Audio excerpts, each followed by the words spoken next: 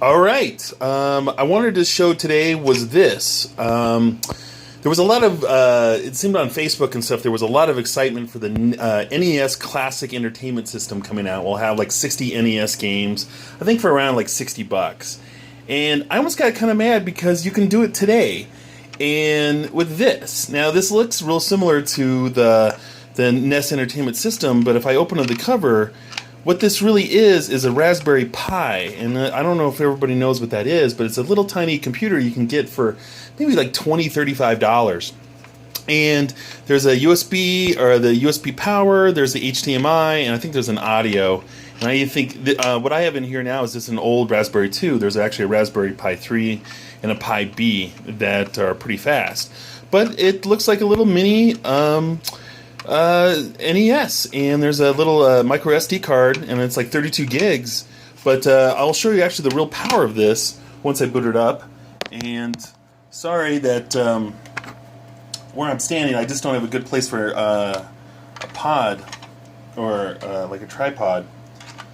So I'm plugging in the HDMI and then the power. And then also what I'm plugging in is a USB controller, which is the Xbox controller that I have. So, and there's it plugged in, and let me change my inputs here to, it's booting up, and hopefully this is, oh, there we go. And yeah, so this software I'm using is called Retropie. I think some people know what this is, but it's basically a Linux operating system that they put on the Raspberry Pi. And let's see if it tries to detect my Wi-Fi, and it's not set up yet. So, but yeah, it's a little booting screen, and here's the emulator. Now, what's the real powerful of this software is with the little NES Classic is that you only get NES games, but with this, you can put on any classical game system there is. And actually, I do have some ROMs and stuff. And yeah, but we can try there. We can go to Nintendo, and I should actually get like classic Super Mario Brothers or whatever. Oh, let's try Goonies too. So, and there's a little configuration menu and stuff that you need it, but yeah, and there you go. There's Goonies. So, let's see here. Oh, there we go. But yeah, and there you go. And then I've been playing things pretty well there, but it's pretty. The setup probably took me 30 minutes, and the total cost probably this Raspberry Pi 2 I paid me $30 for it. This case you don't really need. I paid like $20. Let's see here.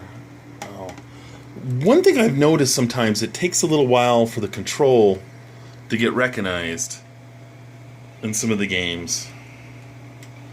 Like I'll keep on hitting, or like I have to hit select and start. So I just set it up. But yeah, there you go. Playing, and this game's great. It actually has all the original music and stuff. But yeah, let's try and start select together, get you back to the menu. But yeah, and I haven't got any of the Neo Geo stuff to work, but yeah, this is like Sega Genesis and Game Boy. So yeah, let's see how this. I just played this. I don't know if it saved my stuff or not, but yeah, there we go. And this is not even the fastest Raspberry Pi 2. Some of this stuff will play better. I don't know if I need the faster Raspberry Pi to play the Neo Geo stuff. I'm not sure. There may be some settings, too, where there's a little bit of lag with this game. But, yeah, there you go. I mean, and then these games are so relatively small. Like, I think I put on maybe a few hundred megs, and this card is 32 gigs. So you may be able to put on almost every single game ever made for these systems all the time. For